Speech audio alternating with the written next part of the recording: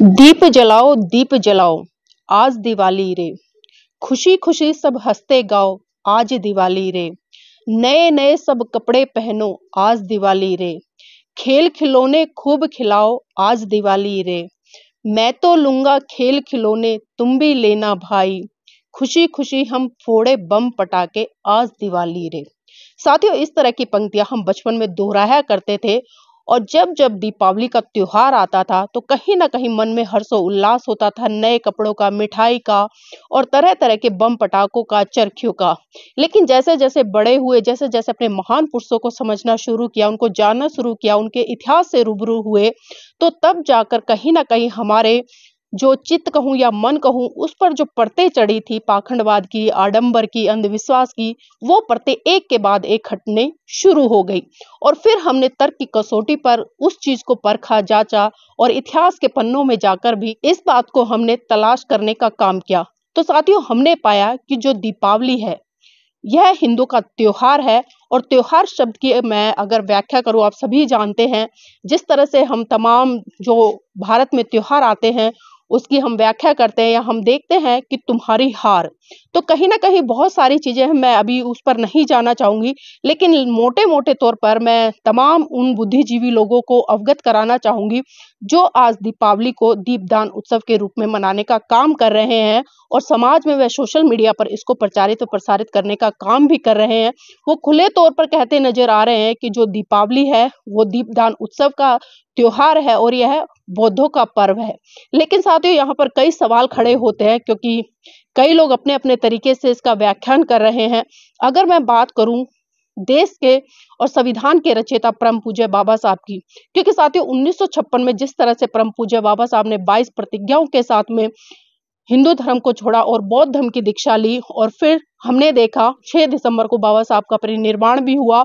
तो उस बीच में जब बाबा साहब ने बौद्ध धर्म की दीक्षा ली और जब उनका परिनिर्वाण हुआ तो बीच में दीपावली का ये त्योहार भी पड़ा।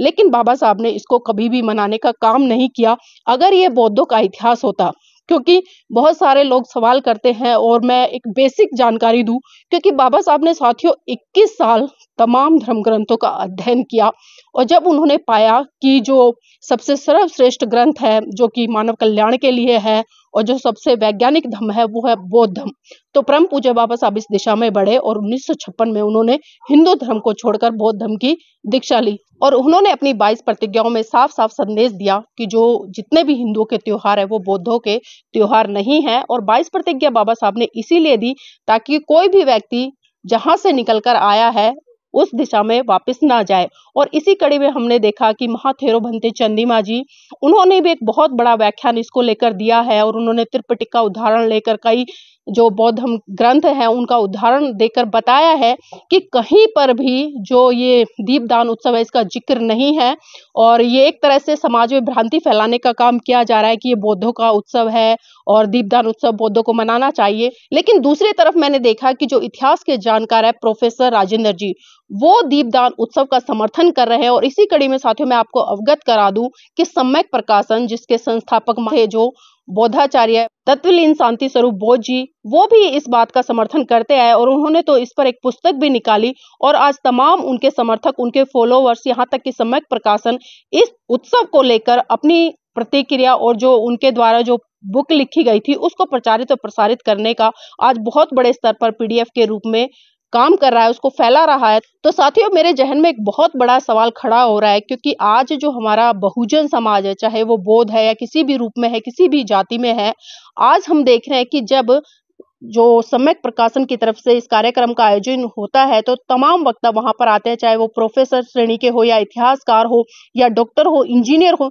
जब वो इस बात को मतलब मंच के माध्यम से बोलते हैं कि जो दीपदान उत्सव है वो बौद्धों का त्योहार है और बौद्धों को इसे मनाना चाहिए, तो कहीं ना कहीं जो बौद्ध समाज के जो मासूम लोग हैं जिन्हें इतिहास की जानकारी नहीं है, तो साथियों वो कहीं ना कहीं जब इतने बड़ी पदवी के लोग बोल रहे तो उनकी बातों में विश्वास कर लेते हैं और वो घर पर जाकर सिर्फ गणेश लक्ष्मी को तो बाहर कर देते हैं, उनकी जगह पर वो बाबा साहब और तथागत बुद्ध की स्थापना कर देते हैं। लेकिन मेरा एक सवाल ये भी है, क्या आज से पहले जब बौद्ध लोग दीपदान उत्सव को सेलिब्रेट नहीं कर रहे थे, मना नहीं रहे थे, तो क्या कोई बड़ी आफत आ गई थी? तो क्या वो जी नहीं पा रहे थे? और आखिर आज ऐसी क्या जरूरत आन पड़ी पिछले 2-4 साल से कि इस चीज को लेकर दो फाड़ समाज में खड़ी नजर आ रही है? तो साथियों, कहीं ना कहीं आपको वैज्ञानिक दृष्टि से भी सोचना पड़ेगा, और कोई भी त्योहार हो वो कभी भी आपका भला नहीं कर सकता, सिर्फ आपको अंधकार में धकेल सकता है, आपका पैसा बर्बाद कर सकता है, आपके बच्चों से वैज्ञानिक सोच छीन सकता है। तो इसलिए मैं यही कहना चाहूंगी कि जो दीपदान उत्सव है वो बौद्धों का त्योहार नहीं है। भले हिंदू सेलिब्रेट करते रहे, अगर आप इसको, जो बौद्ध लोग अगर सेलिब्रेट भी कर रहे हैं, तो साथियों ये बौद्धों का नहीं गिना जाएगा, बल्कि ये दीपावली के रूप में हिंदुओं का ही गिना जाएगा। और साथियों, अगर इसके बारे में आपको और भी अच्छी तरीके से जानकारी लेनी है तो मैं आपसे आग्रह करूंगी, आप धम्पद संघ को ज्वाइन करें, क्योंकि धम्पद संघ जिस तरह से काम कर रहा है वास्तव में साधुवाद का पात्र है। क्योंकि एडवोकेट जय भीम प्रकाश जी लगातार पिछले कई सालों से ग्राउंड पे काम कर रहे हैं, लेकिन जब से उन्होंने धम्पद संघ की स्थापना की और जब से वो जो भगवान बुद्ध के बेसिक सिद्धांत है, क्योंकि आज देश में तमाम संगठन बने हुए हैं, अपने अपने तरीके से काम कर रहे हैं, मैं किसी की आलोचना नहीं करूंगी, लेकिन जो सही रूप में धम्म भारत के लोगों को देना चाहिए था, आज उस धम्म को देने का काम आदरणीय एडवोकेट जय भीम प्रकाश जी कर रहे हैं। और इसी कड़ी में साथियों, उन्होंने 70 प्रथम वर्ष के आचार्य बना दिए हैं, जो कि वास्तव में बहुत ही सराहनीय काम है। और साथियों, किसी भी लक्ष्य को प्राप्त करने के लिए हमें प्रशिक्षित लोगों की बहुत ज्यादा जरूरत होती है, क्योंकि जब तक लोग प्रशिक्षित नहीं होंगे, जब तक वो जानकारी उनके पास में नहीं होगी जो लोगों को देनी है, तो वो कैसे उस लक्ष्य को प्राप्त करेंगे। और इसी कड़ी में आदरणीय एडवोकेट जय भीम प्रकाश जी लोगों को प्रशिक्षित करने का काम कर रहे हैं, और जो बौद्ध धर्म है उसके गूढ़ सिद्धांत देने का काम कर रहे हैं। तो मैं चाहूंगी कि आप इस भारत को बौद्धमय बनाने की कड़ी में अपना पूर्ण रूप से सहयोग करें। और इसी कड़ी में हम मनाली में है, और मनाली में 4 दिवसीय राष्ट्रीय धम्म प्रशिक्षण शिविर का आयोजन आदरणीय एडवोकेट जय भीम प्रकाश जी ने किया है, और हमें एक मौका दिया है कि हम यहाँ से बहुत कुछ सीख कर जाए और उसको जाकर समाज में डिलीवर करें, ताकि सही मायने में लोगों को धम्म समझ में आए कि आखिर में धम्म क्या है। तो साथियों, मैं चाहूंगी आप इस वीडियो को लाइक करें, शेयर करें और कमेंट के माध्यम से अपनी प्रतिक्रिया जरूर दें। जय भीम, नमो बुद्धाय।